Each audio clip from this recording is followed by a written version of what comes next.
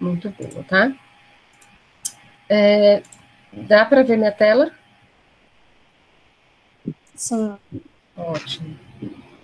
Eu não sei se já começou a gravar, não ouvi ainda o start. Tá gravando. Tá gravando? Ah, então tá bom. Agora sim. Emoções. Deixa eu ver. Me falaram que agora, que colocando em modo leitura, tem como eu ver a tela de vocês, entendeu? Lá o chat. Eu estou vendo aqui, eu devia ter visto isso antes. É a apresentação de slide. Exibir.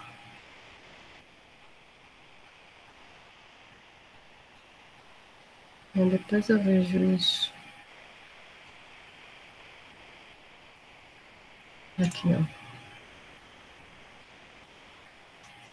Mas eu não estou vendo aqui nada, mas tudo bem. Então, gente, vamos lá para comprimidos, tá? Como eu já falei para vocês, é um assunto muito técnico, né? Um pouco vasto até hoje. Eu quero só trazer para vocês algumas informações importantes, né? Características dessa forma farmacêutica sólida mais utilizada. Não tem como não falar sobre os processos de obtenção desse produto farmacêutico, desse medicamento, que é muito específico, né? Falar um pouco sobre os recipientes farmacêuticos utilizados para a obtenção de um comprimido e, sobretudo, como é feito o controle de qualidade, quais são os eventos, né, que podem acontecer em desvio de qualidade para comprimidos, vantagens, desvantagens, tipos de comprimidos. A gente já mostrei para vocês aqui que a gente tem vários tipos, tanto de formato como de tipo de liberação, tá? O tipo de revestimento, a tecnologia de obtenção. Vocês vão ver que a gente vai poder obter os comprimidos em compressão direta ou por granulação prévia, que é o que a gente fala de granulação por via úmida, né? Que é a compressão logo após a granulação por via úmida, e máquinas de comprimir e o controle de qualidade. Gente, alguém consegue se situar em relação a essa questão da... Quando eu falo assim, ó, a gente vai obter um comprimido por compressão direta, né? Subentende-se que você tem uma compressão indireta. Então, o que seria essa compressão direta? Vamos lembrar lá dos grânulos, né? Por que a gente faz a granulação? Alguém pode... Eu sei que a gente teve umas férias aí longas, a mente já não fica mais... Pela. Por... Pode falar, Renata. Desculpa, prof. Creio eu que é por conta pra. Ai, como que chama aquele negócio? Pra, pra deixar todos, tudo igual, assim, de certa forma. Eu esqueci a Tá. palavra que fala. Vamos lá, deixa eu ver se eu te ajudo. Então, você falou que quando eu faço granulação de um pó para homogeneizar os tamanhos de partícula, Isso, perfeito. homogeneização. Homogeneização do tamanho de partícula, ótimo, né? E também para aumentar esse volume, esse tamanho dessa partícula, porque o que acontece com os polos, gente? Só fazendo uma uma revisão melhor, tá? Então, só para fazer uma revisão. Os pós, né? Você pega uma tapioca ou uma maisena, né? Quando você vai pegar a maisena, você vai retirá-la do pacote, por exemplo, e fazer uma mistura, você vê que ela fica bem compactada, bem agregado, né? Ela não tem um fluxo fácil, não tem um fluxo bom, não, ela não flui bonitinho, como, por exemplo, uma tapioca, você vai comer um açaí, vai tirar a tapioca do saco, você tem uns grânulozinhos maiores, então eles fluem bem. Por quê? Os pós têm partícula, tamanho de partícula muito pequenos, tão pequenos que acontece um fenômeno que a gente chama de agregação. Então, as partículas se agregam, elas têm, quanto menor o tamanho da partícula, mais é a atração entre elas, e isso vai dificultar o fluxo. Por isso que, para a obtenção de comprimidos, é melhor que se faça a granulação dos pós. Para que esses grânulos, né, aumentem o volume, você tenha um tamanho mais definido, tamanho de partícula mais homogêneo, como a Renata estava tentando explicar. E aí, quando for para a máquina de compressão, e vocês vão entender que lá, quando o pó entra na máquina de compressão, vocês vão entender o porquê da importância do fluxo desse pó digamos assim, as arestas, os túbulos, né, de inox da máquina. Então, eles vão ter que fluir. Eu vou mostrar para vocês o porquê da importância do fluxo. Então, por isso, se faz a granulação de um pó, né, para melhorar o fluxo dele, para evitar essa agregação de partículas, e assim eu ter condições de compactar esse pó para que ele vire um comprimido, para que a gente obtenha um comprimido. Então, a gente relembrou o porquê da granulação. Quando eu falo em compressão, então tem duas formas de fazer, aliás, a única maneira de se obter comprimido, gente, é por compressão. Ou comprime o pó, compacta o pó, ou compacta o grânulo, tá? Quando eu falo em compressão direta, eu estou dizendo que, eu vou pegar o pó e comprimir direto. Isso é compressão direta. Fora disso, eu tenho a compressão por granulação. Então, eu faço a granulação antes e depois eu faço a compressão. A compressão direta implica em dizer que o meu pó, ele tem todas as condições físicas para que eu obtenha um comprimido com qualidade, um comprimido com todas as características físico-químicas ideais. Mas isso dentro da indústria farmacêutica é muito difícil. Por quê? Quanto mais específico, quanto melhor um pó, eu falo em relação às suas características físicas, de fluxo, de tamanho de partícula, mais cara essa matéria-prima vai ser. Por isso que a maioria dos comprimidos que vocês utilizam em casa, ou que vocês compram na farmácia, eles são obtidos a partir da granulação dos pós.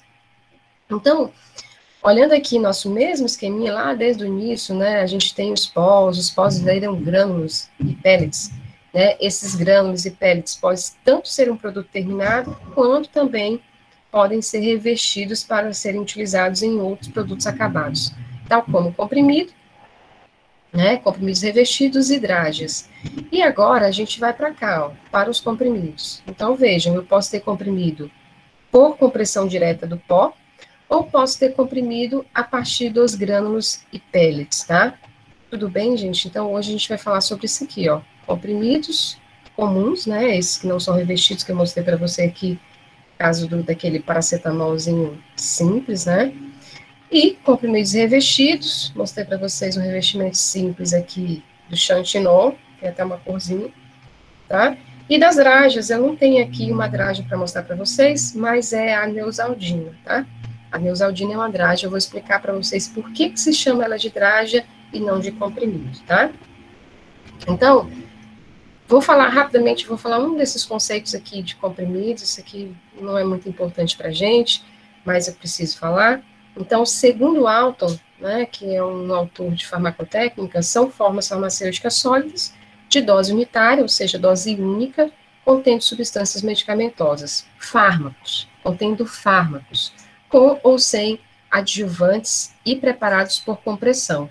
Então, gente, comprimido realmente é uma forma farmacêutica sólida, né, que você obtém por compressão, seja por compressão direta do pó, ou por compressão dos grânulos, e em sua grande maioria você vai sim usar, né, precisar utilizar os adjuvantes farmacêuticos, os excipientes farmacêuticos. Gente, só um detalhe. Quem costuma aí utilizar medicamento manipulado? Alguém costuma usar medicamento manipulado? O costume aí em farmácia de manipulação? Nunca usei, professora. Gosta? É? Vocês já viram lá na sua farmácia de manipulação aqueles balas, que eles chamam balas de chocolate, bombons, mas assim, chamando como fármacos, com fármacos, balinhas, alguma coisa do tipo, pastilhas? Vocês já viram alguma coisa do tipo? Pois é. Já vi também. Tá. Aquilo ali não é... Por que aquilo ali não é considerado uma forma farmacêutica? Alguém poderia me dizer? As farmácias de manipulação costumam chamá-los de forma farmacêutica, mas não é uma forma farmacêutica. Apesar de que, por exemplo, um MM, né? Acho que todo mundo aqui gosta e sabe o que é um MM. Um MM, ele é obtido quase que inclusive pela mesma máquina que é obtido um comprimido porque ele é obtido por compressão de partículas sólidas, né? Ali de partículas de chocolate e outros ingredientes. Veja bem, ingredientes. Então, qual a diferença de um MM, que às vezes a farmacomanipulação coloca lá como uma forma farmacêutica, para uma forma farmacêutica propriamente dita, seja ela com fármaco ou com outro tipo de ativo, né? Considerado ou medicamento com fármaco ou cosmético, se for, ou cosmecêutico, se for outro tipo de ativo. Qual a diferença? Alguém pode me dizer? Acho que a quantidade de recipientes, composição, a Mais estabilidade também. Mais um. Estabilidade tem que ser boa, dos dois, né? Porque você vai consumir como alimento, outro você vai consumir como medicamento. Os dois você vai consumir, vamos lá, vamos ficar com os comprimidos e com os MEs, todos são por via oral, né? Você faz a ingestão por via oral. Então, qual a diferença entre esses dois tipos aí, essas duas denominações? Um é alimento, o outro é medicamento, né? Os dois são obtidos pela mesma forma, né? Compressão de pós ou compressão de granulados. O que vai diferenciar um do outro? Que é o que geralmente as farmácias de manipulação não fazem essa distinção. E aí eu, como professor de farmacotécnica, eu preciso fazer. Além da ausência do fármaco no MM. Além da ausência do fármaco, o que mais? Tem o mecanismo de ação, né? Também eu acho. Não, mas aí isso está inerente ao fármaco. Então, a gente já está falando, além do fármaco e tudo que o fármaco traz para uma forma, o que mais, o que de fato diferencia um MM de madraja? Eu já dei uma dica. Não. Vamos lá, está chegando perto. Revestimento. O MM tem. O MM tem revestimento porcional de açúcar, igual das dragens. Por isso que ele é docinho. E liso, né? Porque o MM, ele é produzido como uma draga. Ele passa por um processo de alisamento, eu vou mostrar para vocês. Mas vamos lá, qual a diferença? O que tem na composição de um que não tem na composição de outro, ou que tem um outro nome, uma outra denominação? E aí, por isso, a classificação é completamente diferente. Vamos lá. Colocando aí os... Professora, Gente, eu não sei se... Pode falar. Eu não sei se estou certa, mas pode ser os recipientes? Perfeito. Os recipientes. Gente, olha, eu vou ser sincera com vocês. Já estou feliz, tá? Já estou feliz hoje, tá? Fiquei um pouco brava agora de manhã com vocês, mas quem é que falou agora recipientes? Quem foi que falou recipientes? Laís. Laís, muito obrigado, é isso mesmo. Recipientes. Meu povo, quando a gente fala... Laís, meu povo, como a gente fala de medicamento, de forma farmacêutica, eu falo também em recipientes farmacêuticos ou adjuvantes farmacêuticos. Balas, MM, não tem recipientes farmacêuticos, eles têm ingredientes. É outra classificação, é outro tipo de controle de qualidade, tá? Recipientes farmacêuticos adjuvantes, que é o conjunto de recipientes, eu só utilizo em medicamentos, ou alguns cosméticos também, tá bom? Então, essa é a diferença entre um técnico em farmácia e um farmacêutico. O farmacêutico, ele sabe distinguir, ele sabe o que é um recipiente farmacêutico. Tudo bem? Então, vamos nos imbuir das diferenças, né, e mostrar que a diferença entre um profissional e um técnico é, de fato, o conhecimento, né? Não só o conhecimento técnico, mas como o conhecimento teórico, né? Não existe uma boa técnica sem um bom conhecimento teórico, tudo bem? Então, é isso. Então, voltando aqui para a nossa aula, né? As vantagens dos comprimidos. Gente, são várias quando a gente faz a comparação entre outras formas farmacêuticas. E esse pode ser um dos temas dos vídeos, tá?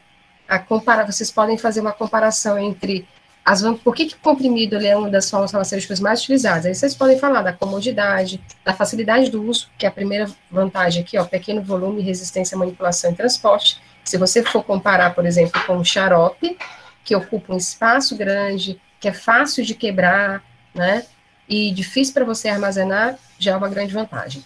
Dosagem precisa por unidade de tomada, diferente de um creme, por exemplo, né, que você não sabe mais ou menos quanto que você passa, você fala ali 12, passar numa área de 12 milímetros, passar, sei lá, 500 miligramas, você não consegue, nem um creme ou uma pomada ou um gel, você consegue precisar a quantidade que você tem que passar no local, né? Então, tem uma dosagem precisa por unidade tomada. É o mesmo caso das cápsulas também. Meio seco e compactado e compacto, gente, isso traz uma característica muito importante para uma forma farmacêutica, para um medicamento, que é a estabilidade. Quanto mais seco o produto, mais estável ele é.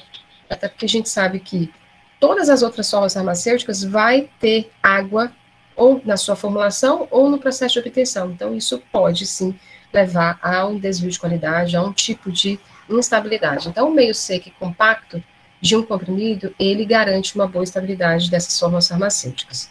Adequadas para fármacos de baixa solubilidade, isso é uma outra grande vantagem, né? Fabricação em larga escala, por isso que o custo é baixo, falei para vocês anteriormente, você faz 1 tonelada de comprimido, então é muito mais barato, né, do que você produzir, por exemplo, um xarope, uma solução, ou uma emulsão, ou mesmo uma suspensão, tá? E facilidade de mascarar sabor desagradável, justamente porque você tem ali o comprimido, ele é uma massa de grãos compactada, né? E você pode colocar um revestimentozinho, né? E aí, esse revestimento, sim, pode ter flavorizantes, né? Adoçantes, isso pode mascarar o sabor desagradável de vários fármacos, a maioria dos fármacos. Então, tudo bem, gente, em relação às vantagens?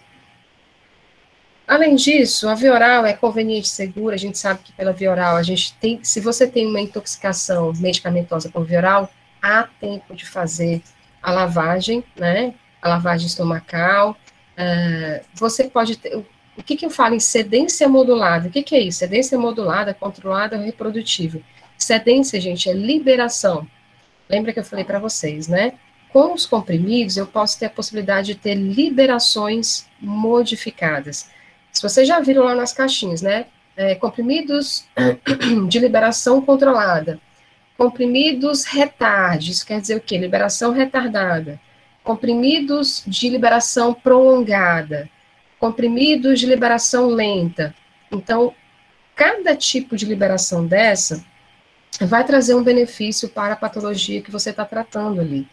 Vou dar um exemplo para vocês. Por que a maioria dos medicamentos que são utilizados para serem absorvidos no intestino, eles contêm lá na sua caixinha, comprimidos de liberação retardada. Geralmente você vai ter lá retard, né? Retard, porque a maioria são produzidos fora do Brasil. Por que será? Por que se fala em liberação retardada? Vou até mostrar para vocês aqui como é que é o perfil. Alguém sabe me dizer?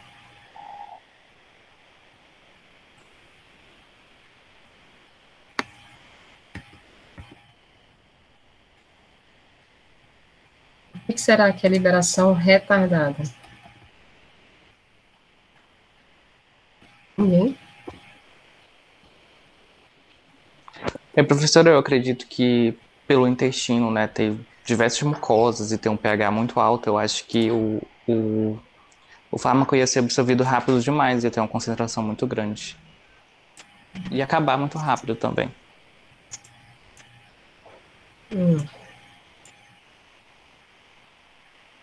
Tá, só isso? Ó, eu vou colocar aqui, ó, gente, no eixo aqui das coordenadas, né, no eixo Y aqui, ó, eu tenho concentração do meu fármaco, essa representação aqui é de concentração. Aqui eu tenho um tempo, tá? No eixo das abscissas, no eixo X. Então, quando você vai representar a liberação de um comprimido né, a liberação de um comprimido que é retarde, ou seja, que tem liberação retardada, você vai ter isso aqui, ó. Só aumentar aqui. Tá? Você vai ter isso aqui, né? Isso aqui, gente, esse retard, o que isso quer dizer? Isso quer dizer que quando você faz uso do comprimido, retard, ele vai passar pelo estômago, tá? Vamos supor que aqui seja o momento que ele está passando pelo estômago, tá? Ele não vai ser absorvido lá, né? Aliás, ele nem vai ser desintegrado lá, ele vai se desintegrar lá no intestino. Como ele está se desintegrando no intestino, é aqui que ele vai liberar o fármaco para ter o efeito terapêutico. Por quê?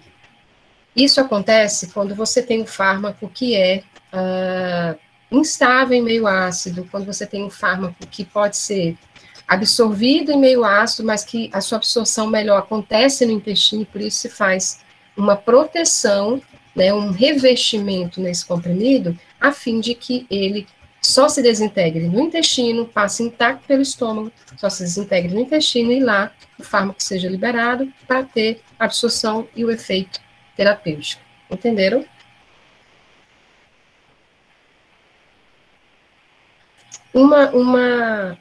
Só mais uma curiosidade. Vocês conhecem o Voltaren? Todo mundo conhece o Voltaren? Sim. Qual o princípio ativo do Voltaren? Anti-inflamatório. Qual o princípio ativo dele? Ele tem ação anti-inflamatória. Sim. O princípio ativo não é. Diclofenaco. Diclofenaco de? Sódio. Sódico não é, não. É sódico, é. O cataflor é o diclofenaco de potássio e o Voltaren é o diclofenaco de sódio. E, prof, tem também aquele, o diclofenaco, tipo, genérico, né? Que é aquele que só fala o nome, diclofenaco sódico, né? Esse é o genérico do Voltaren, tá? Ah, tá. Aí o Voltaren é a marca, né? Exato. O Voltaren é um medicamento de marca, é o primeiro medicamento que foi lançado no mercado, por isso que é chamado de marca. E o diclofenaco de sódio é o genérico dele. Aí o Voltaren, né, é o primeiro que lançou, por isso que é mais caro, mas não é só por isso não, tá? O Voltaren, ele tem a versão retard. Você vai ver lá, Voltaren retard. Qual a importância de um anti-inflamatório ser retard? Porque se você comprar um diclofenaco sódico, ele não é retard, ele é um comprimido simples. Se ele é um comprimido simples, sem um revestimento especial, o que vai acontecer? O diclofenaco sódico, vamos supor lá o da Medley, não é revestido, não é retard. Ele vai começar a se desintegrar lá no estômago. E lá no estômago ele vai ser, o fármaco vai ser liberado, vai ter uma absorção pequena, porque o estômago não é um órgão de absorção, o maior órgão de absorção é o intestino, mas vai ter ali o fármaco presente, né, já começa a desintegrar o comprimido e o fármaco vai estar ali exposto, né, para ser absorvido, diferente do retard. Aqui vai passar intacto pelo estômago, né, vai passar intacto pelo estômago, chegando no intestino, vai se desintegrar e vai ter o efeito farmacológico, vai ser absorvido para ter o efeito farmacológico. O que isso implica? O diclofenaco, ele é desativado, ele é inativado, ele é alterado pelo pH do estômago? Não é isso. A questão é que os AINES, classificados como os anti-inflamatórios não esteroidais, diclofenaco, nimesulida, cetoprofeno, ibuprofeno e todos os anti-inflamatórios não esteroidais, acho que vocês já viram lá em farmacologia, eles têm como reação adversa, tá, a promoção de úlceras estomacais. Por que acontece? Né? Por exemplo, quem tem problema de estômago, quando vai ao médico, o médico precisa receitar um anti-inflamatório, o que ele vai fazer? Ele vai passar um protetor da mucosa gástrica, um omeprazol, um pantoprazol ou outro protetor da mucosa gástrica. Porque esses anti-inflamatórios, eles inibem uma cascata, uma enzima, que é responsável pela proteção, pela fabricação de muco que protege o estômago. Entenderam? Gente, é aquela coisa. Um fármaco, né? Ele não tem só ações boas, né? Ele pode ajudar muito uma coisa, mas pode prejudicar outra, né? E aí que vem a questão da nossa, quando a gente vai ficando mais velho, vai precisando de usar um monte de medicamentos, você tem uma doença crônica ali, outra aqui, Então, os mecanismos, né, dos fármacos, eles acabam sendo antagonistas um do outro, muitas vezes, né? Então, o anti-inflamatório não esteroidal, ele tem como principal reação adversa essa questão do estômago, né, de poder causar úlceras futuramente, porque eles inibem a produção de muco. Então, o que se faz? O que é farmacotécnico? O que a tecnologia farmacêutica faz? Vai lá e faz um revestimento especial para que esse medicamento tenha uma liberação retardada. Entenderam? Tudo bem, gente? Sim. Tá? Isso é questão que vai cair nas perguntas da roleta, tá? Então, não se esqueçam. Então tá certo aqui essa vantagem, cedência modulada, liberação modulada, controlado reprodutivo. Então, eu posso ter liberações modificadas de várias formas com revestimento de comprimidos. Boa estabilidade física, química, microbiológica, resistência mecânica, eu já falei sobre isso. Boa aceitação, são leves e compactos e invioláveis, porque são identificáveis na própria, tanto na embalagem primária, que são os blisters, né, quanto na embalagem secundária, onde eu vou ter várias informações importantes. E aí, como eu falei para vocês, forma, tamanho, cor, impressão, aí você vai ter um mundo, né, de opções e que a indústria farmacêutica utiliza muito para marcar a sua linha, né, o seu tipo de comprimido, o que eles estão produzindo, uma marca específica, tá? Desvantagens. Problemas de biodisponibilidade de fármaco, né, a maioria dos fármacos utilizados em comprimidos realmente eles são pouco solúveis, ou seja, de baixa absorção e permeabilidade. A gente já viu que para que um fármaco seja absorvido, ele precisa permear a membrana do intestino, a membrana da mucosa do estômago. E para permear, gente, primeiro, ele precisa ter coeficiente de partição óleo e água, ele precisa ter solubilidade, um pouquinho de solubilidade em água, precisa ter partículas pequenas para atravessar. Então, todas aquelas outras características fisicoquímicas que a gente estudou lá nas primeiras aulas, esses fármacos vão precisar ter, né, para poder ter uma ótima biodisponibilidade. Fármacos que apresentam liberação irregular, isso é uma questão, um problema, uma desvantagem, condições especiais de produção e estabilidade, e pobre compressibilidade dos pós. Mas essa questão da pobreza de compressibilidade dos pós, como que a gente pode resolver? Quando um pó... Granulando. Perfeito, granulando. Fechou. E aí, gente, ó, os comprimidos, né, ou farmacêuticas sólidas, aqui a gente está falando de comprimidos, representam cerca de 80% dos medicamentos comercializados, então não se esqueçam disso. Outras desvantagens, idosos e crianças podem ter dificuldade de deglutição, mas hoje a gente tem os mini comprimidos, a gente tem os comprimidos que desintegram rapidamente, né, que são os comprimidos dispersíveis, então não é tão assim mais, né, não tem tanta limitação ainda para o uso de idosos e crianças, a não ser que seja o idoso tenha alguma doença que comprometa, né, a sua deglutição, ou a sua capacidade mesmo de fazer gestão de um comprimido. Não é adequado para fármacos que sejam instáveis, sob compressão com elevada dosificação. Fabricação, a despeito dos avanços tecnológicos, a produção de comprimidos, ela é complexa, vocês vão ver, e exige muitas etapas e muito controle também, tá? Irritação local ou danos da mucosa gastrointestinal, eu dei um exemplo aqui de um comprimido, de um fármaco que pode causar isso, né, que é o diclofenaco de sódio e de potássio, mas isso quando eu não tenho o revestimento para ter liberação retarde, tá? Olha, características de um comprimido ideal, tem que possuir a dose correta do fármaco, aparência elegante, peso, dimensões, né, ser liberado de forma reprodutível, ser biocompatível. Quando eu falo em resistência mecânica ao manuseio, é o seguinte, gente, alguém já pegou um comprimido e ele começou a soltar um pozinho quando você foi fazer a administração?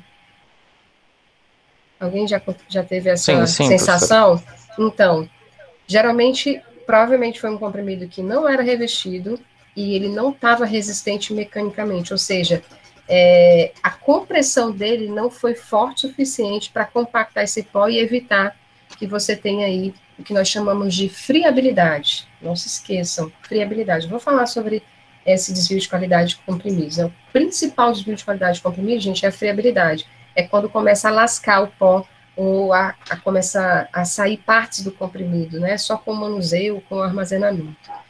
Deve permanecer estável durante sua vida útil, e ser continuado de maneira segura, tá?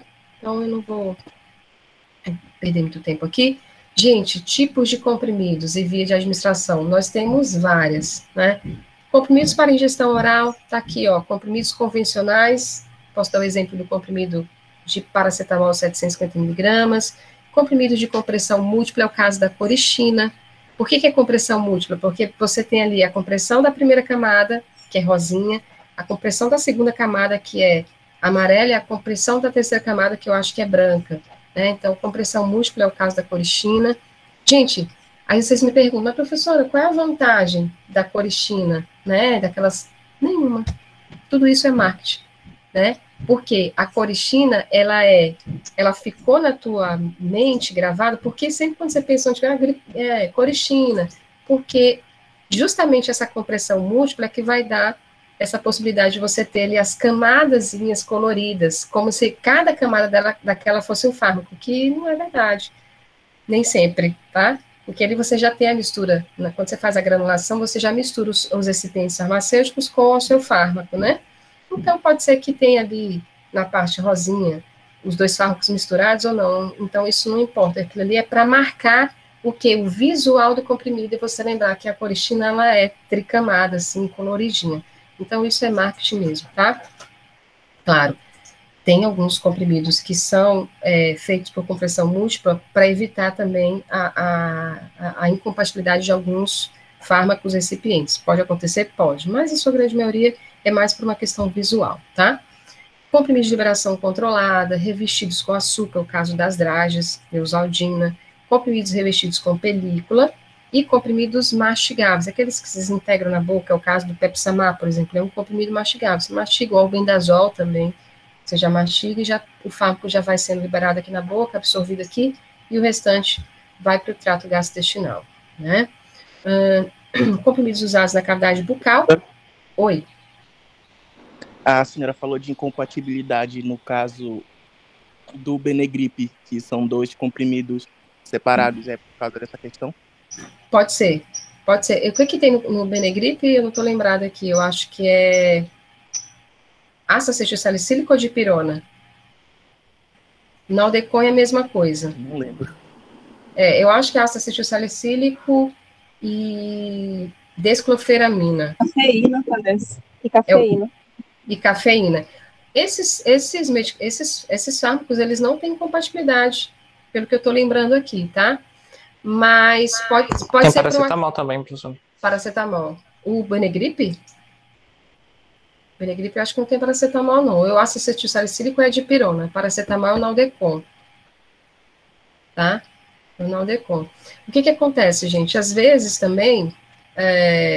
eu vou até ver, até tem... É dipirona. Dipirona, tá.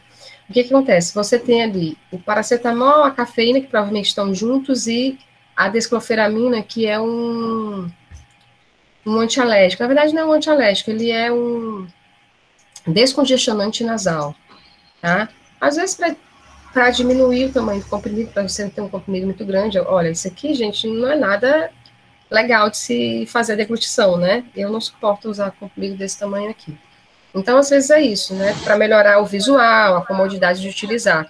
Mas, salvo engano, descloferamina, paracetamol e cafeína, eles estão juntinhos em outros comprimidos. Professora, eu percebi que o paracetamol ele tá no xarope, mas ele não tá no comprimido. E não tem dipirona no xarope. Mas tem todos os outros. Mas qual xarope? O Benegrip. Ah, tem o xarope de Benegrip? Tem. Não sabia, não. E o que tem no xarope de Benegrip? Ah, o paracetamol ao invés da dipirona, né? Isso. Mas a dipirona tem solução. A dipirona tem solução. Olha, pode ser uma questão de solubilidade, pode ser uma questão... Olha, a dipirona é tão amarga quanto o paracetamol. Talvez não tão quanto o paracetamol. Mas aí sim, como o xarope, gente, é uma solução. A gente vai ver isso lá na farmacotécnica 2. E o que é uma solução? Uma solução é uma mistura homogênea, porque eu tenho a mistura do soluto e do solvente, mas elas vão se transformar em uma fase só. Por quê? O soluto, ele é completamente dispersível, ou solúvel, dispersível não, ele é completamente solúvel no meio. Por isso, ela é límpida, ela é homogênea e monofásica. Isso é uma solução verdadeira, que a gente chama, que é obtida por dispersão, mais uma solução verdadeira farmacêutica. E o xarope é uma solução.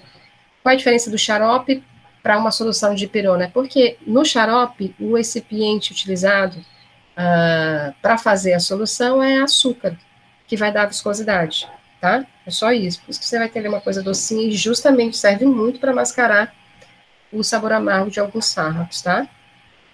Então, isso vai ser muito comum, essa questão da incompatibilidade, você usar essas artimanhas de tecnologia através da compressão múltipla, tá?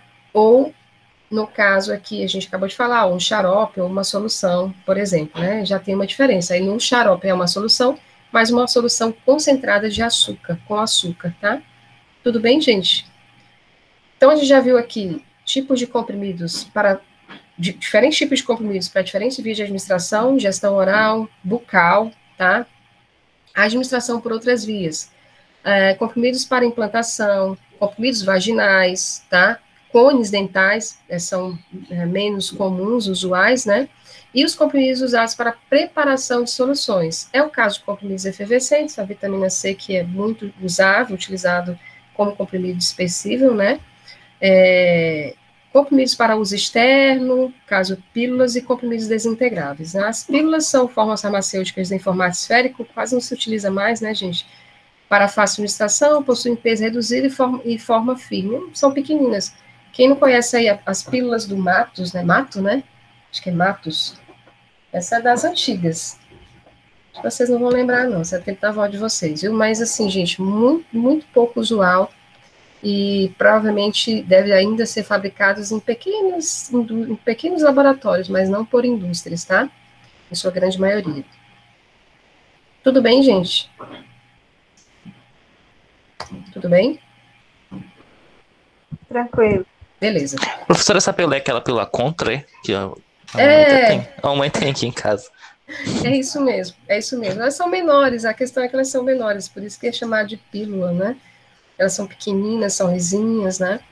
Mas é pouco é pouco usual na indústria farmacêutica, até porque você precisa, para você ter um comprimido, geralmente você tem vários recipientes envolvidos, então o tamanho, ele realmente é importante, a forma, o volume, isso vai diferenciar muito, e vai depender da fórmula que você está usando para esse comprimido, tá?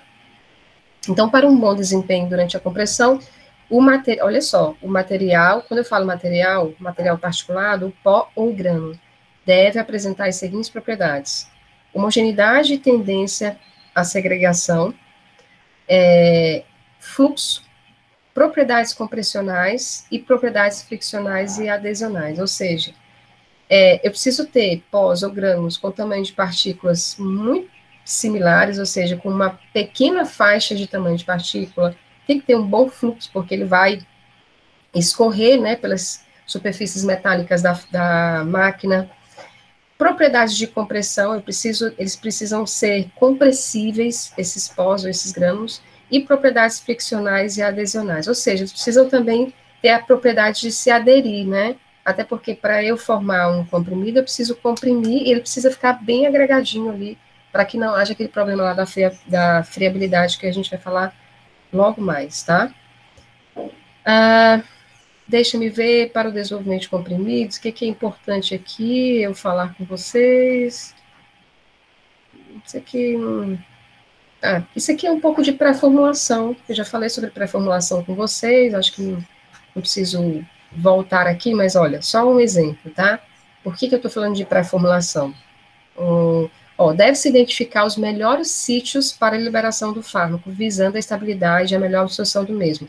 Me dá um exemplo de comprimido que teve essa premissa, né? Ele foi desenvolvido pensando que com aquele tipo de revestimento ele vai melhorar a absorção desse fármaco. Me dá um exemplo.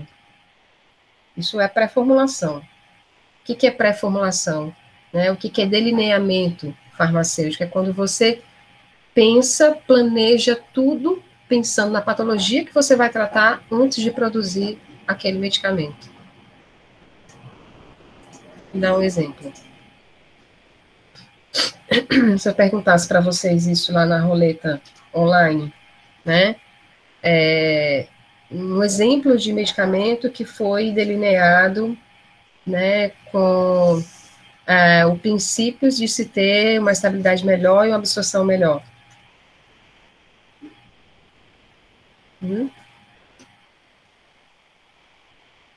Não me abandonem. Ai, professor, eu não ia mentir. Não sei. Não consigo pensar em nenhum.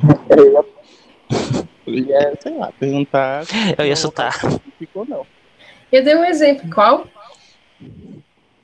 Eu ia perguntar se teria um local específico. Um local específico. E no caso tem a isosorbida, que é sublingual. Pronto, né? A isosorbida é um fármaco utilizado para angina, né? A angina você precisa... O que você precisa para conter uma angina? Você precisa de uma liberação rápida. Você precisa que o fármaco chegue assim, quase que instantaneamente na circulação sanguínea. Nesse caso, você não vai fazer um comprimido de via oral que vai passar pelo estômago, se desintegrar no estômago, ir para o intestino e ser absorvido. Você precisa de uma liberação rápida e que chegue rápido na corrente sanguínea. Por isso, você faz comprimido sublingual dela. Então, essa é uma forma, né? Essa é uma maneira, né, tecnologicamente falando, de se melhorar a ação desse fármaco. É o mesmo exemplo, gente, que eu dei do diclofenaco, do Voltaren Retard. Também uma forma de melhorar. Por quê? Quando você faz liberação retarde, você evita que aquele fármaco se desintegre no estômago e provoque ulceração gastrointestinal. Tudo bem? Aliás, gastro, né? No estômago. Então, isso é um planejamento, né? Você está otimizando a terapia e está evitando, por exemplo, uma reação adversa. Tá? Então, ótimo. Analisar as características físico-químicas do fármaco, vocês já estão careca de saber, pKa, coeficiente de partição, solubilidade e outras, e escolher os adjuvantes farmacotécnicos, isso é muito importante, gente. Eu vou falar de todos eles aqui hoje um pouquinho, tá? Escolha do método de produção, se é um método de produção de obtenção de comprimidos por via seca, por via úmida ou compressão direta, a gente vai falar dos 3 hoje, e controle de qualidade. Então, essas etapas de pré-formulação, ela não é só realizada para a produção de comprimidos, mas para a produção de qualquer forma farmacêutica. Claro, cada uma com suas especificidades. Pronto, gente, eu sempre uso, sempre mesmo, tá? Eu sempre uso essa imagem na prova, né? Aqui é muito legal você ver, lembra dos aspectos biofarmacotécnicos da aula que a gente falou sobre aspectos biofarmacotécnicos? O que são considerados aspectos biofarmacotécnicos? Vamos lá? Deixa a titia mais feliz hoje. E aí, gente? Quais são os aspectos que são considerados biofarmacotécnicos ou biofarmacêuticos? Desintegração, dissolução, absorção, biotransformação. Mas isso se resume em quê? Hoje são 10, né, gente? Eu acredito que sim. Ninguém lembra lá dos aspectos biofarmacêuticos? Características físico-químicas do fármaco e...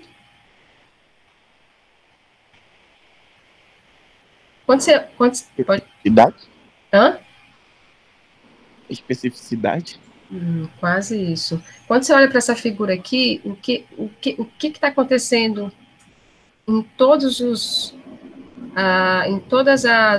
os estômagos aqui que estão sendo representados, em todo o trato gastrointestinal que está sendo representado aqui, o que está acontecendo? Independente da forma farmacêutica que está sendo utilizada.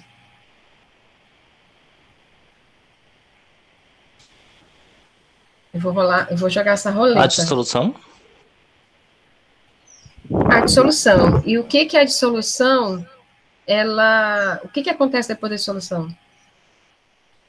Absorção. E depois da absorção, o que eu vou falar em quê? Biodisponibilidade. Pronto, biodisponibilidade, gente. Então, os aspectos biofarmacêuticos ou biofarmacotécnicos, eles vão considerar dois pontos principais, as características físico-químicas do fármaco e a biodisponibilidade. O que eu quis dizer é que tanto um paciente que está utilizando um comprimido, uma cápsula, uma solução ou um comprimido revestido, vai haver a liberação do fármaco. Dissolução, gente, tem a ver com liberação do fármaco. Para que esse fármaco entre em dissolução, ele precisa ser o quê? Liberado da minha forma farmacêutica. Então, o que está acontecendo aqui? Para um comprimido, para que um fármaco seja liberado de um comprimido, qual o primeiro evento que tem que acontecer? Aqui, no comprimido. Vamos lá, questão de roleta, vamos lá, essa aqui vai entrar. Desintegração.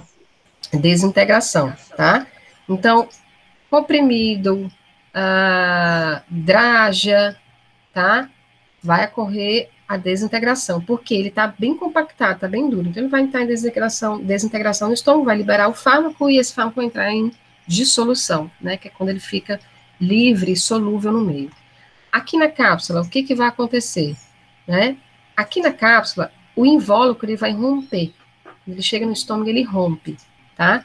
Depois que ele rompe, ele libera, né, os granulados, ou o pó que está ali dentro, geralmente você tem um granulado, e o granulado vai entrar em dissolução, tá? Esse é o processo da cápsula. Um líquido, uma solução, o que que acontece na dissolução? Qual o processo que acontece? Mas o líquido não vai sofrer dissolução, já está diluído.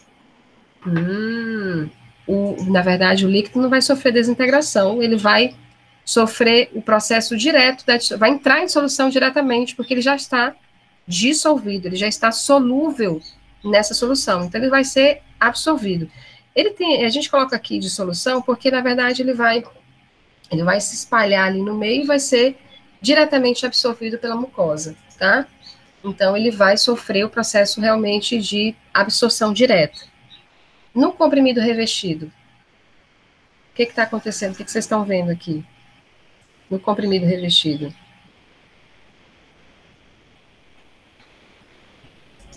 Ele já está sofrendo a dissolução mais perto do intestino. Exatamente, porque ele vai passar praticamente que intacto aqui pelo estômago. Quando chegar na porção final do estômago, já na porção muito próxima aqui do intestino, ele vai começar a se desintegrar.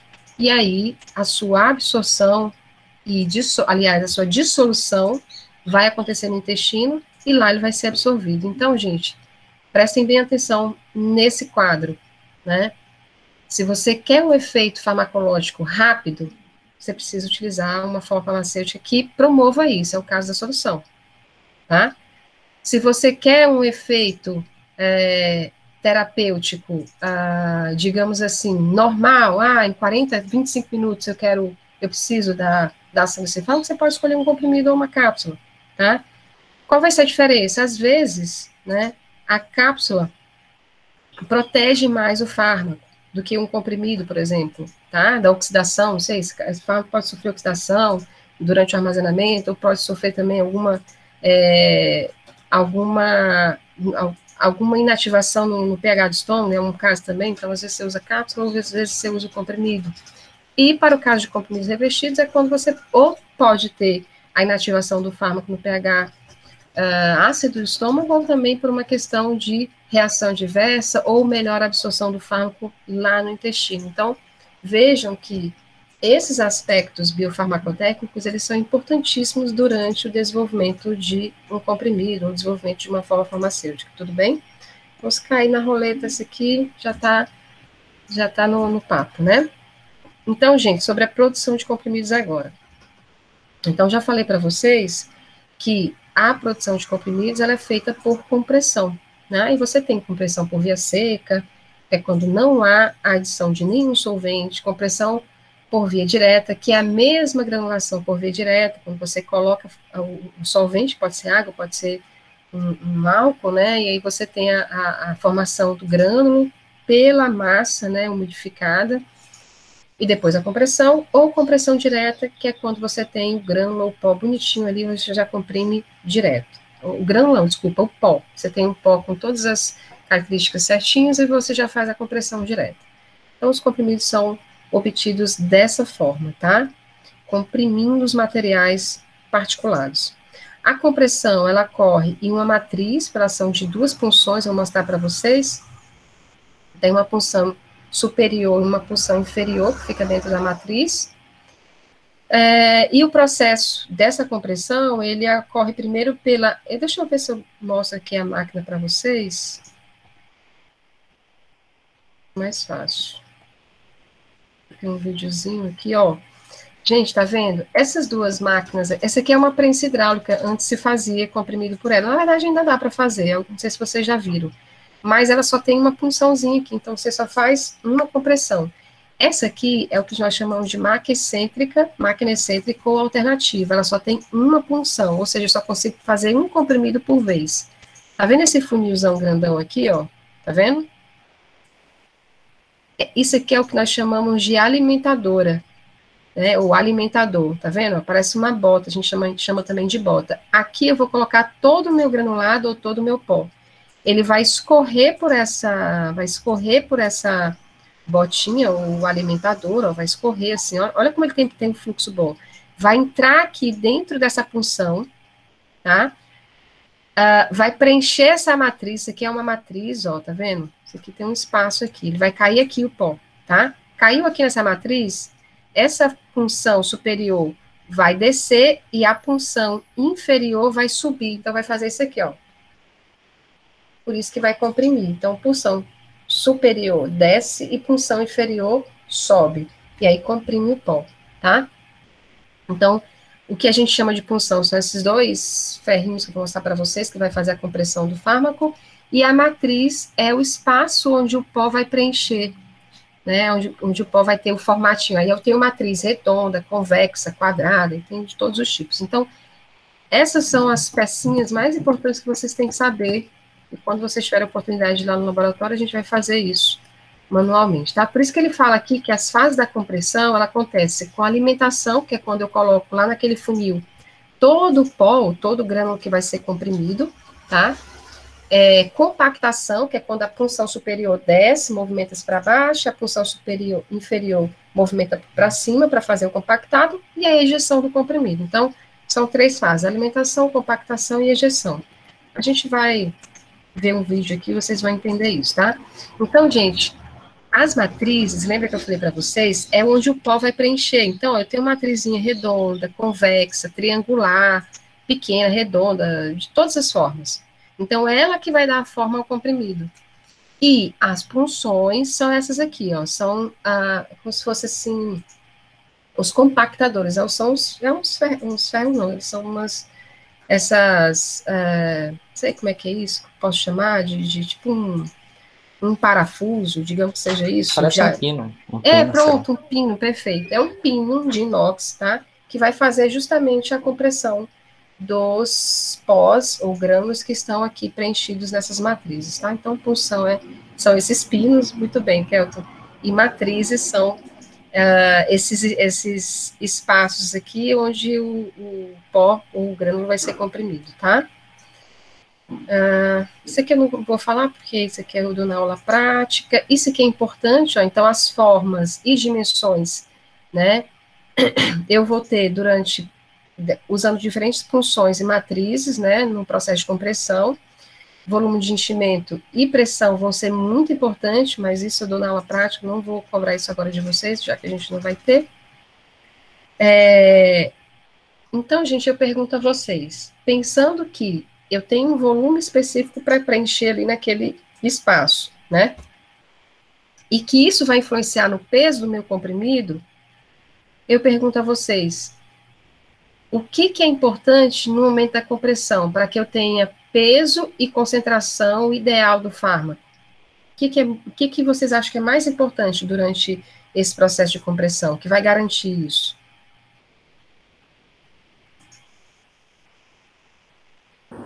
A força de compressão? Perfeito. Nossa, uma delas é a força de compressão. Então, vamos lá. O Rodrigo, né? Isso. Rodrigo e demais, a força de compressão com que essa punção desce para comprimir, ela é muito importante. Por quê? Se eu utilizar uma força muito forte, muito alta, desculpa, muito alta, né? O que vai acontecer? Esse comprimido vai ficar muito duro. Tão duro que ele não vai conseguir se desintegrar rapidamente para liberação do fármaco e para ter a dissolução. Mas, se for o contrário, se eu tiver uma força muito baixa e esse comprimido não ficar duro o suficiente para eu poder manipular, para eu poder utilizar, armazenar e ele começar a lascar, o que pode acontecer? Eu posso ter o problema da friabilidade, que é quando o fármaco, o comprimido começa a lascar, perder partes das partículas do seu pó, tá? Então, esses são dois problemas recorrentes, inclusive. Então, o ideal é que você tenha uma dureza específica ótima para que eu tenha uma boa desintegração, mas também que eu tenha estabilidade e uma boa, como é que eu posso dizer? Uma boa estabilidade mecânica para o manuseio, tá? Além da força de compressão, olhando esse slide aqui, qual é um outro fator muito importante que vai garantir o peso médio, que vai garantir o peso médio desses comprimidos? Porque o peso médio é uma forma de controlar a qualidade desses comprimidos, né? Porque se você está fazendo ali comprimidos de 500 miligramas, a maioria você tem um desvio padrão, não tem dúvida. Mas se eu produzo 20 comprimidos, eu pego 10 e faço o peso médio. Se eu tiver com desvio padrão muito alto, acima do permitido, que é maior ou igual a 0,05, eu vou ter que repetir esse procedimento, porque isso eu não posso pegar um comprimido, ter um de 500 miligramas, um de 400 miligramas, outro de 300 miligramas. Né? Tem que ter uma média ali que seja aceitável. Então, qual o fator que pode prejudicar a questão do peso médio desses comprimidos? As punções e matrizes. Por quê? Tá lá no slide lá em cima. Não é punção e matrizes. Pode ser volume de preenchimento também, de enchimento. Volume de enchimento. Então, vamos lá. E o que prejudica o volume de preenchimento ou volume de enchimento? O que promove, né, um volume correto, um enchimento correto desses espaços, né, dessas matrizezinhas aqui? O que vai proporcionar um volume de preenchimento, de enchimento correto das matrizes? A granulação uniforme? Opa, se eu falo em grânulos uniformes, eu vou falar também de quê? Homogeneidade. Homogeneidade, o que mais? Grânulo uniforme, homogeneidade, mesma coisa. Tem mais. Isso vai gerar o que para mim? O que isso vai me dar? Aliás, o que isso vai promover? É algo que a gente fala muito na questão de sólidos.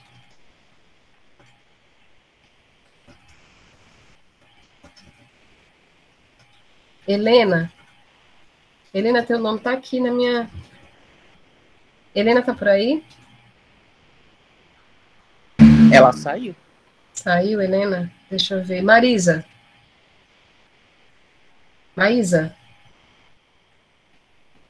Maísa tá por aí? Oi, professora. Maísa, tá, deixa eu te perguntar. Tá ligada aqui nessa discussão que a gente está fazendo? Mais ou menos, mas eu estou acompanhando, sim. Tá, vamos lá. A gente está falando aqui do processo de obtenção de um comprimido que é através da compressão. E eu mostrei que nós temos aqui, ó, as matrizes, né, que é o espaço que o pó vai preencher para que a punção vá lá e faça uma força de compressão e você obtenha o comprimido, né, o compactado. Então, para que eu tenha um enchimento correto, digamos assim, homogêneo dessas matrizes, eu dependo de quê? Lembrando que, deixa eu mostrar aqui para ti, lembrando que na máquina de compressão, eu vou ter que encher esse funil aqui, tá vendo? Vou encher esse funil com pó, com todo o pó que vai ser comprimido, e ele vai ter que escorrer por aqui até chegar nessa matriz. Então, o que é importante? Para que eu tenha peso médio bem similar, por exemplo, para ter que ter um peso médio similar para todos os comprimidos, que isso vai garantir a qualidade e a concentração do fármaco, né? Sim, eu estava acompanhando, eu já estava pensando já estava para ir para outra linha. Pode falar. Eu estava pensando em uma boa calibração do aparelho. Certo, que Pela mais? sua explicação, eu creio que não seria isso. Que mais? Ó, pensa que ele vai escorrer por aqui, passar por essas superfícies metálicas. O que é importante aqui?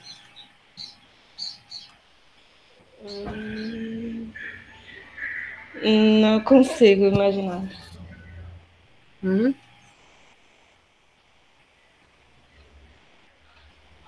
que a gente discutiu muito em sólidos? O que é importante para um pó? Fluxo. Pronto, fluxo, Helena não, Marisa.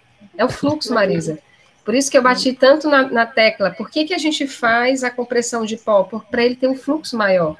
Lembra que eu dei o exemplo da maisena e da tapioca, que a gente come lá o açaí?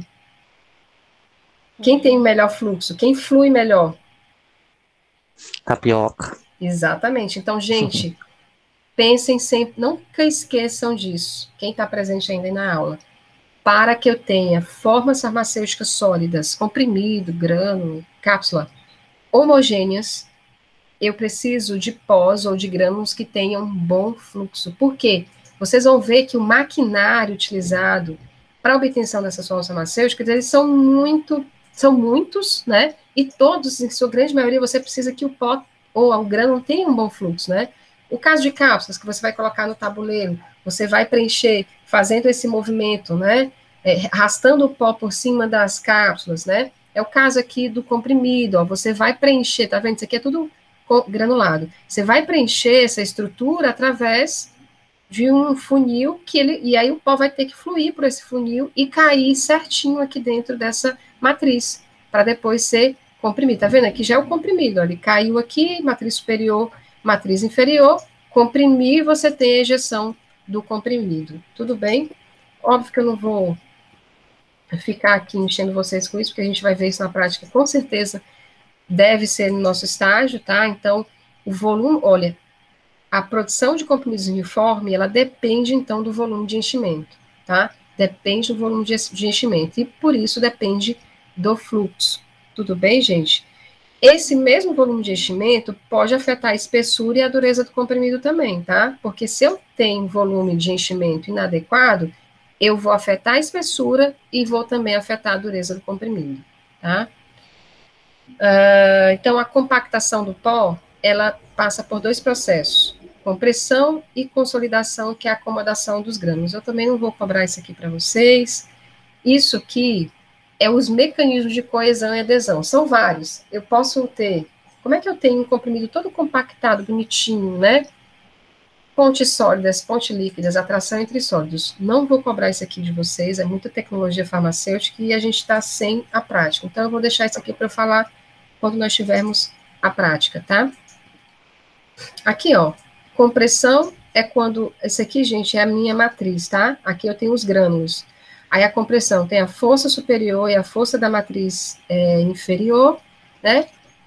Vai diminuir esse volume, isso é compressão, e depois a consolidação é a aproximação desses grânulos de maneira que eles fiquem bem consolidados, compactados, né, através dessas pontes de Van der Waals ou outros tipos de atração física. Então, eu tenho dois tipos de máquina, tá? Eu tenho as máquinas excêntricas ou alternativas, que são essas que têm apenas uma função, isso sim eu cobro, tá? Então, essa máquina excêntrica alternativa, ela possui uma única matriz, ou seja, eu consigo fazer um comprimido por vez. E o rendimento dela é 200 comprimidos por minuto, tá? Porque ela é automatizada. Então, ela vai lá, faz 200 comprimidos por minuto, mas eu só tenho uma função, comprimido por vez. Mas em 1 minuto eu consigo comprimir 200. Utilizada para pequenos lotes, desenvolvimento de formulação, é a que eu tenho lá no laboratório. Vocês vão ver que, apesar de ter uma matriz, ela... Eu vou dizer que ela cospe, mas é que ela, o nome dessa fase, gente, que a gente chama aqui, tecnicamente falando, tá? É ejeção do comprimido. Eu estou dizendo que cuspe, porque a máquina praticamente cospe mesmo. Você vai ver que ela vai jogar o comprimido, é tanto que a gente coloca um becker assim, ó, na frente da máquina, senão ela vai expelindo assim, jogando para tudo quanto é lado. É uma doidice aquela máquina. Então, é utilizado para pequenos lotes laboratoriais, que é o nosso caso lá no laboratório. A quantidade de material que escoa para a matriz é controlada pela posição da punção inferior. Após a alimentação, a punção superior se desloca para baixo, né, e o material é compactado. O resto não vou falar muito, acho que vocês já entenderam que a máquina excêntrica alternativa, ela tem apenas uma punção e é para pequenos lotes, tá? Vou passar isso aqui também. Outro tipo de máquina é a rotativa ou de múltiplas funções, né? Funções. Então, essas sim são para ter uma produção em alta escala, o rendimento é até de 10 mil comprimidos por minuto, gente. 10 mil comprimidos por minuto, imagina isso aí em 1 hora, né? Possuem várias matrizes e jogos de pulsões entre 3 a 60, tá? Deixa eu ver o que é mais importante. Gente, as matrizes, elas ficam tipo num trilhozinho, e ela fica rodando assim, ó, tá? Rodando, o pó vai caindo em uma, caindo em outra, e elas ficam tipo um disco rodando. Quem aí já teve aquelas, não sei se é do tempo de vocês, aqueles sons que tinham uns carretéis assim de CD, era o máximo naquela época, gente, pegava 5, 6, 7 CDs assim, juntos. Acho que não é da época de vocês, né? Não, professor. Meu Deus. Ai, gente, eu sou dos anos 80, né? Desculpa aí, eu sou de outra geração, mas era muito legal. Era tipo esse aqui, ó, um carretelzinho, ele saía para fora e tu ia colocar primeiro, segundo, terceiro CD, ele ia rodando todos os CDs, era muito legal. Coisas da minha época, né? Mas vamos lá. Hoje não precisa de CD, nem de DVD, nem de nada, nem de disco, né?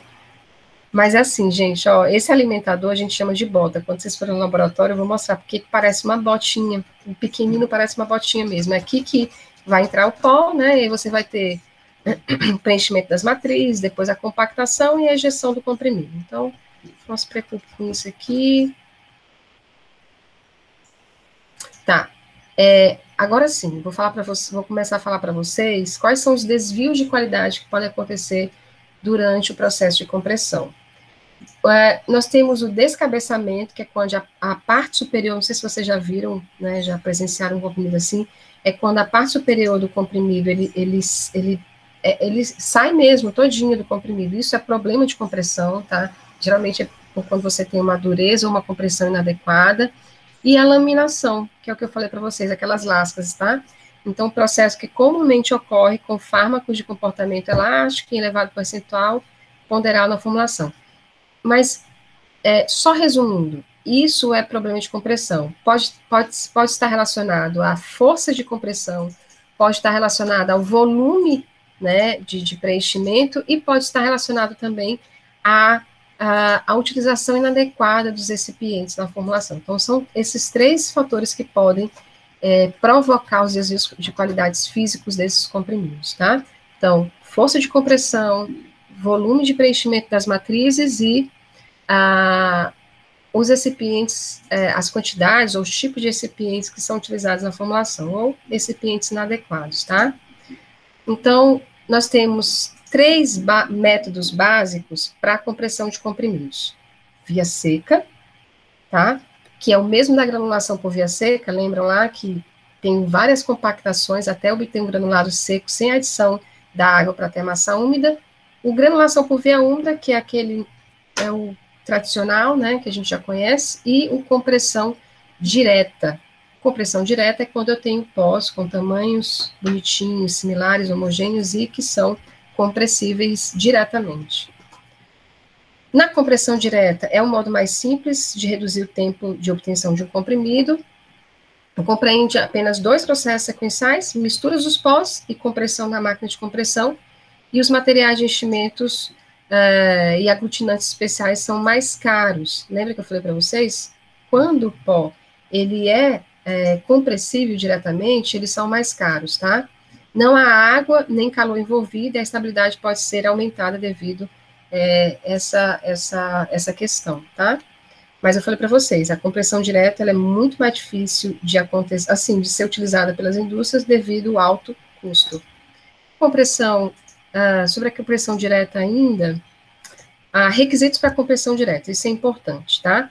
fármacos relativamente solúveis, que possam ser processados como partículas grosseiras, o que é muito difícil de se encontrar, a maioria dos fármacos não são solúveis, né? Fármacos relativamente potentes, que possam ser misturados em doses pequenas, e adjuvantes de partículas grosseiras com melhores propriedades de fluxo. Então, não é todo fármaco, não é todo pó que pode ser obtido um comprimido por compressão direta, né? Tem que ter esses requisitos aqui. Aí, gente, beleza. Lembra daquela frasezinha que eu falei lá em granulados? Por que granular? A mesma coisa eu vou falar aqui, tá? Bem, pensando que se eu não tenho um pó que é compressível direto, ou se eu não posso investir na compra de recipientes farmacêuticos que sejam de compressão direta, eu vou granular. Eu vou granular para quê? Para aumentar a densidade bruta da mistura, assegurar o volume adequado, aumentar a fluidez do meu pó, né? Aumentar a homogeneidade da mistura, aumentar a compactação do material, né? E influenciar no processo de solução de fármacos hidrofóbicos. Então, por isso que eu faço a granulação dos pós para obtenção de comprimidos. Isso também é questão de roleta, tá? Tudo bem, gente? Então, granulação, quando eu tenho pós, quando eu tenho comprimidos obtidos por granulação por via úmida, quais são as etapas anteriores? Misturas de pós, umectação desse pó para formar a massa, né, o granulado, a granulação, a secagem desse granulado e a calibração. Gente, nada diferente do que a gente viu anteriormente lá em granulados, tá?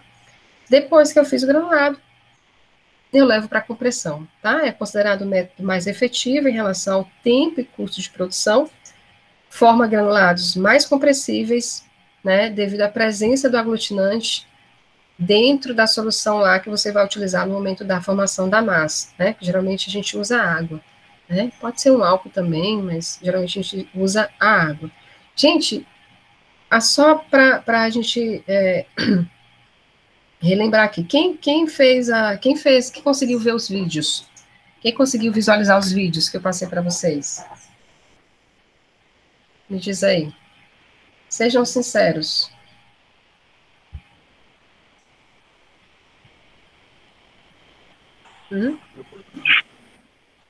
Quais Eu não vídeos? consegui, professora, porque a senhora mandou à noite, né? Daí eu já tinha chegado em casa e a minha internet, eu tô com dados móveis, então... Tá, beleza. Quem... Oi? Mas eu vi lá que a senhora mandou... Isso, vejam os filmes, vejam os vídeos que eu mandei para vocês, tá no Google Classroom, gente, mandei ontem à noite. Ninguém conseguiu ver então, né? Eu, professor. Ah, beleza. Do que você viu no vídeo, do que você está vendo aqui, tem algo que tu queira acrescentar? Sim, acho que só a explicação dele no final do vídeo, que ele não explicou exatamente por que e a diferença entre genéricos e remédios de marca. Ele disse que não tinha quase diferença quando a gente sabe que tem alguma diferença, né? Não na questão de princípio ativo, mas na questão de fabricação.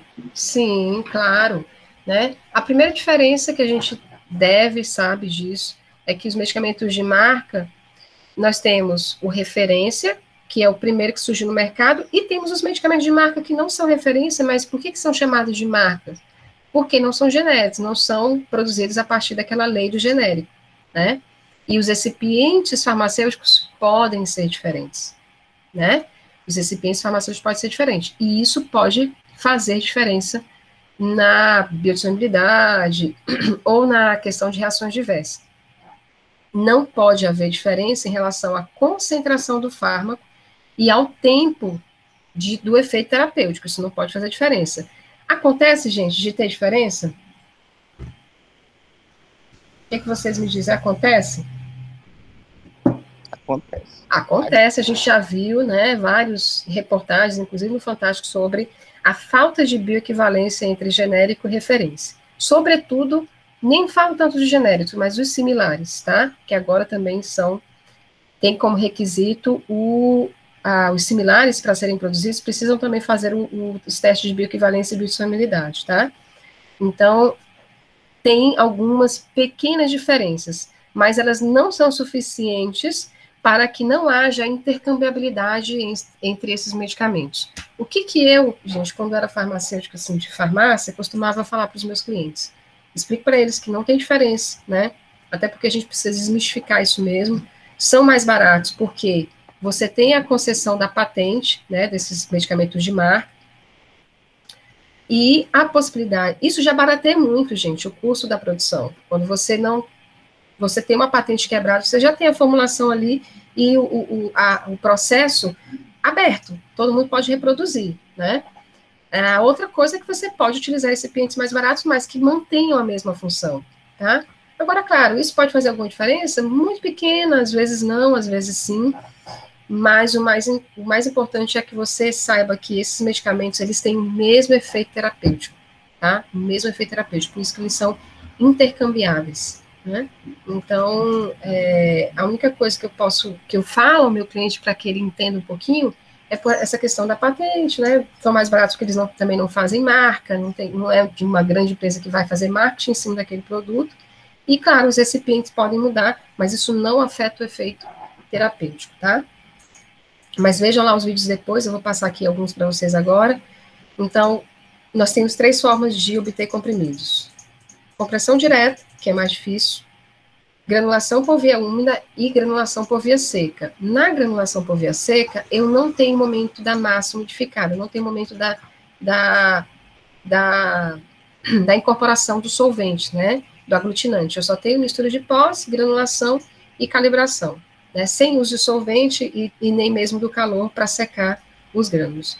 No entanto, eu tenho uma dupla compressão, geralmente resulta em menor compressibilidade. Quanto mais você comprime em pó, gente, mais ele se torna menos compressível. Isso é muito ruim, tá? Então, o processo de granulação de compressão por via seca, ele pode ocasionar alguns problemas físicos mesmo do comprimido, tá? Então, ele não é muito usual.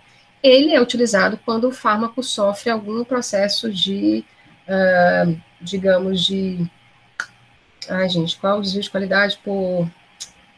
Ai, o que é, gente, para água?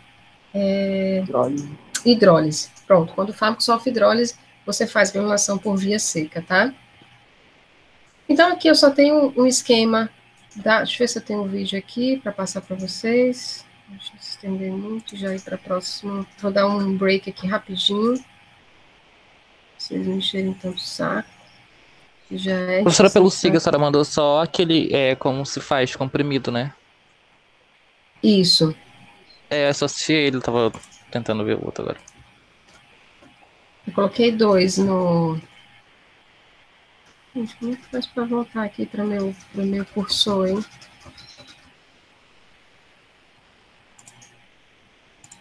Vou voltar para o meu cursorzinho. Descartar, vamos lá, aqui. Deixa eu ver se tem um videozinho. Então, gente, ó, vamos lá. Então, eu tenho 3 formas de fazer a obtenção de comprimidos. Compressão direta, compressão por via úmida e compressão por via seca. É a mesma coisa que a gente estudou lá nos granulados, tá? Então, na compressão direta, eu tenho a pesagem das matérias-primas, a mistura, né? A tamização, para homogeneizar o tamanho dessa partícula, né? Depois uma mistura, novamente uma mistura, a lubrificação, né? Que é a adição do lubrificante em pó, e a compactação, tá? Que é a compressão. Aqui nós temos... Aqui eu vou mostrar um vídeo para vocês rapidinho sobre como se faz compressão por via úmida, tá? Veja se vai estar certinho. Todo mundo está ouvindo? Tá ok?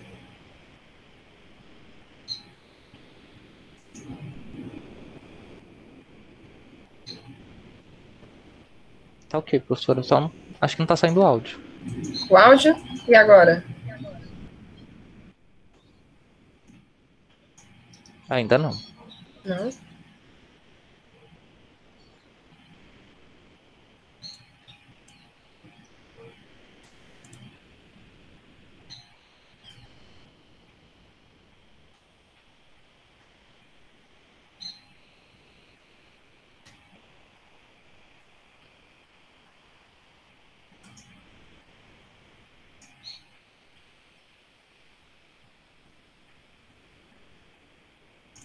Não está saindo áudio, né, gente? Não, professora. Tá mais de boa. É bom que eu vou falando aqui no meio do vídeo, até melhor, tá? Porque a música também não corrobora muito. Mas aí, ó, eles dão uma fórmula do captopril, né, com os adjuvantes farmacotécnicos, calculou a quantidade de cada componente, fez o peso de cada um, né, balança analítica, semi-analítica só para os excipientes e analítica para o fármaco. Aqui, gente, é um peneirador, tá? Aqui é onde vai fazer a tamização, né, que é um peneirador automático, que eu falei para vocês que são aqueles vários tamizes que colocam juntos, tá? E aí depois você faz a tamização para ter um tamanho de partícula homogêneo, tá? Então aqui eles estão fazendo a tamização, né? Depois da tamização, que é quando você vai selecionar o tamanho de partícula ideal, né? Ele vai para o misturador, né? Para fazer a homogeneização desses pós, esses recipientes do fármaco. Misturador em V, eu já tinha mostrado para vocês, né? Tem vários. Acho que esse a gente tem já lá na farmácia escola. Depois dos pós que foram misturados, ele vai para o maxalador. Lembra que eu falei desse maxalador? Que é um equipamentozinho que vai fazer a massa úmida para a obtenção do grânulo. Tá colocando aqui o aglutinante, eu acho que ela está usando a água, né? Ó, recolher-se o pó granulado que foi levado para o granulador, e agora ela vai obter os grânulos no granulador. Tá uma massa úmida aí com aglutinante.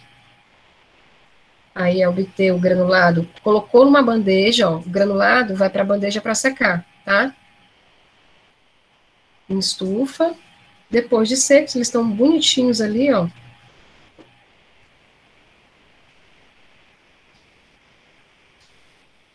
Aí elas vão melhorar o tamanho dessa partícula aí, ó. Pronto, fez um granulado bonitinho aqui, ó. Depois do granulado pronto, ela preencheu lá aquela bota alimentadora, ó, tá aqui, ó. E aí, da bota alimentadora, ele cai diretamente na matriz. Essa máquina deles aqui, gente, é uma máquina de várias matrizes, uma máquina rotativa, tá vendo? Olha, tem várias funções, tá vendo? Várias funções, diferente da que eu tenho lá no laboratório, que é só uma funçãozinha dessa. Então, olha só como é rápido. O pó vai entrando na matriz e as funções vão comprimindo. E o pó e o comprimidozinho vai saindo aqui. Então, esse é o processo de compressão por via úmida. Você faz a granulação por via úmida e depois faz a compressão dos grânulos para ter o comprimido final.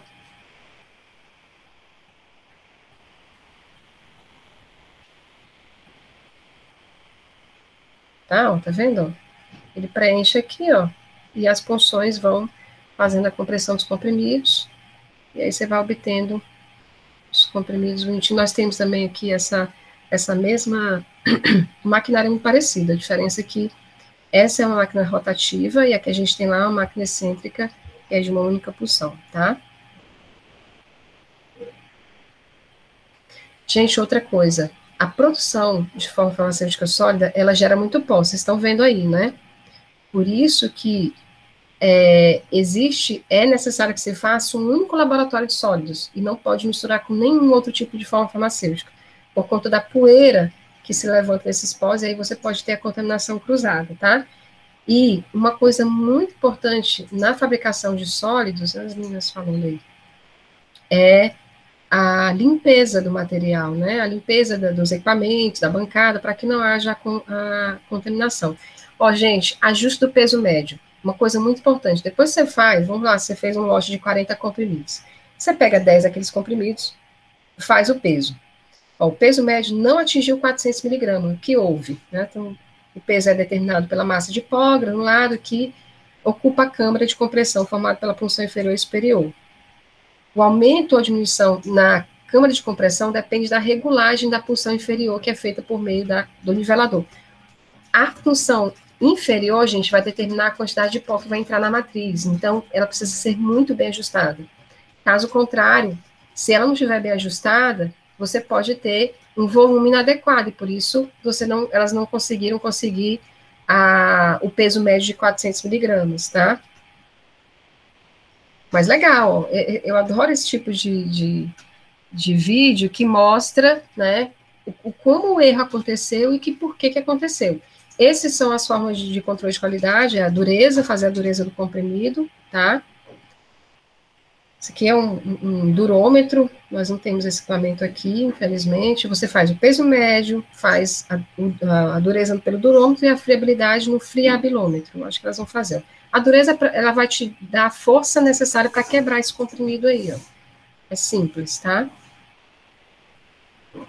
E aí o equipamento já te dá a força necessária, e aí você faz isso com um lote, com um número determinado de comprimidos. Tá aí a força, você compara com a força com a dureza que você quer. Isso tem farmacopeia, tem outras bibliografias também, tá?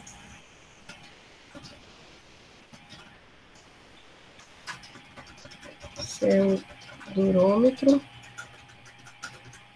Vocês vão falar alguma coisa aqui. Ele foi 6,4, né?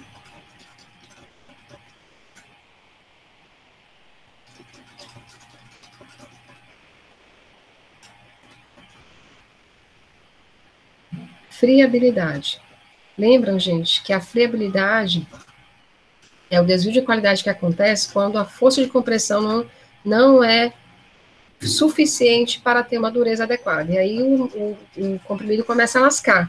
Então, o que o friabilômetro mimetiza? O que esse equipamento mimetiza? Ele pega o comprimido e deixa ele cair de uma certa distância. E aí você faz o peso médio dos comprimidos antes de fazer o ensaio e depois que fez o ensaio. Diminuir o peso médio, né? Você vai calcular o quanto para saber o quanto ele é friável ou não. Entenderam, gente, a friabilidade? Tá vendo o que eles estão fazendo?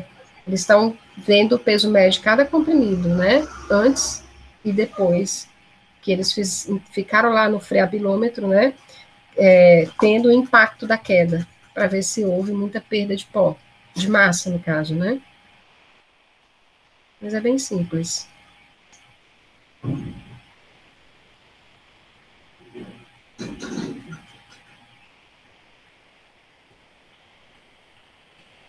Eu perder pouco aqui, pelo que eu tô vendo.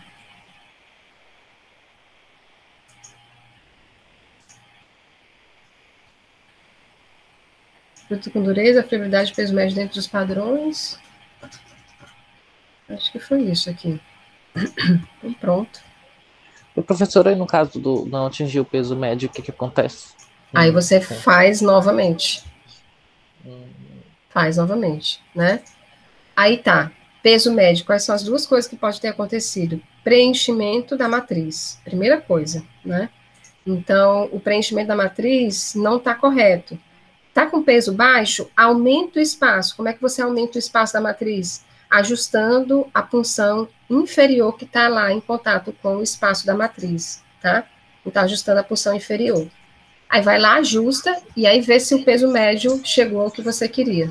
Então, professora, tipo assim, tipo, caso a gente queira se prevenir disso, dá pra gente fazer, tipo, 10 comprimidos e fazer o peso médio? É isso que se faz.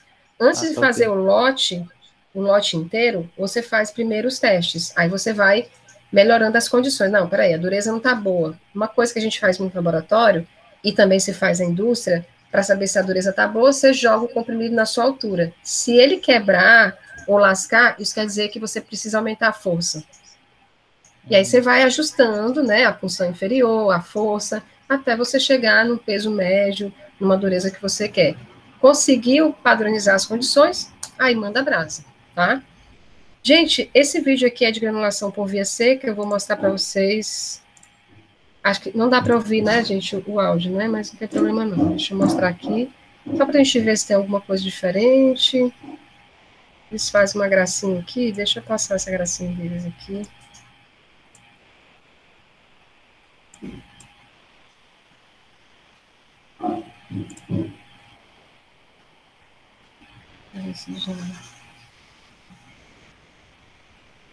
Então, na compressão por via direta, vocês vão perceber que não há granulação. Eles vão fazer a pesagem direta dos pós, dos recipientes, e vão levar para a compressão. Mas é que eu falei para vocês, isso só pode acontecer quando os recipientes, eles são compressíveis, tá? Eles são compressivos. Então, acho que vão fazer comprimidos de cafeína aí, né? Fizeram a pesagem. Depois a pesagem. O que acontece depois da pesagem, gente? Tamização. Tamização, né? Para ter uma partícula mais homogênea. Depois da tamização, a mistura dos recipientes. Ó, aqui eles vão usar a peneira direto, sem usar o agitador de peneiras, né? Então, misturando aí no próprio... Você pode fazer a mistura também no próprio grau com pichilo. Nesse caso aí, gente, no grau com pichilo, eu também posso fazer o que a gente chama de cominuição de pós, que é a diminuição do tamanho de partícula também, tá? Então, acho que ela vai misturar, de repente vai diminuir um pouquinho o tamanho de partícula e vai levar para o tamizador, para a peneira, para adquirir os pós no tamanho ideal aí que eles precisam. Tá fazendo a mistura aí no próprio grau com pichilo, simples, uma pequena quantidade, não precisa usar um misturador, né? Vocês estão vendo que farmacotécnica é uma questão de paciência, né?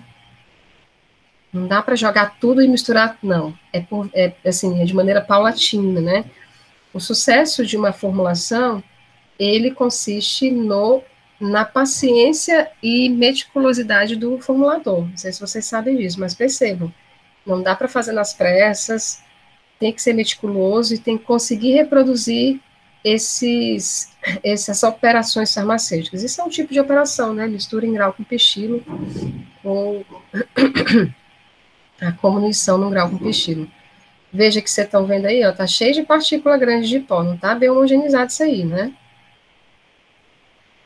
Bom, mesmo não estando bem homogeneizado, elas vão levar para o tamiz. Tá correto isso, gente?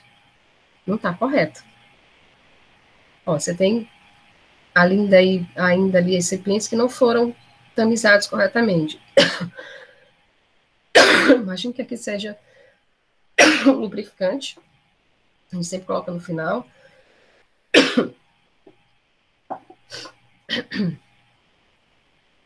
Ó, o que elas fizeram, gente?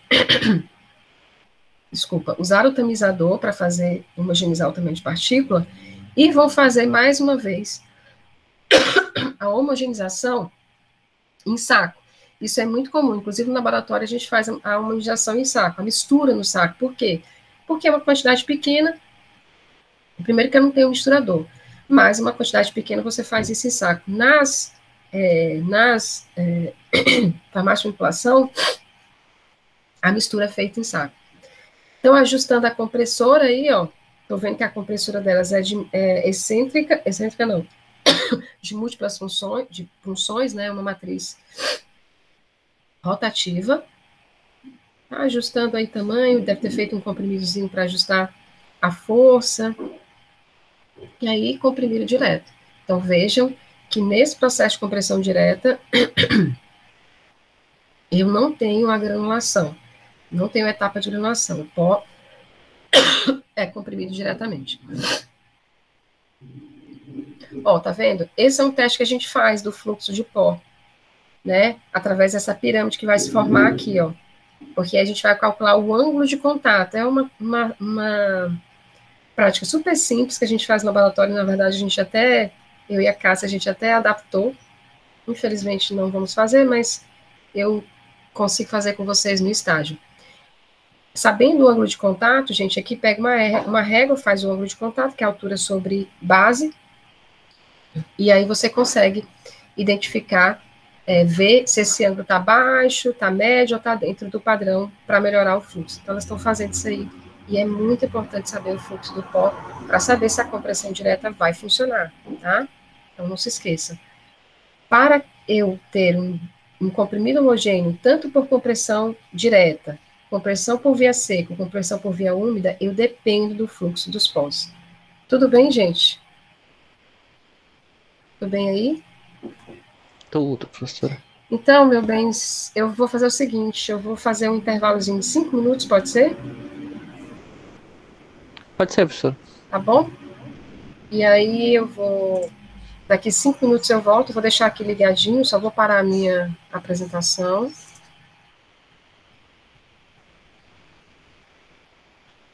Interromper a gravação.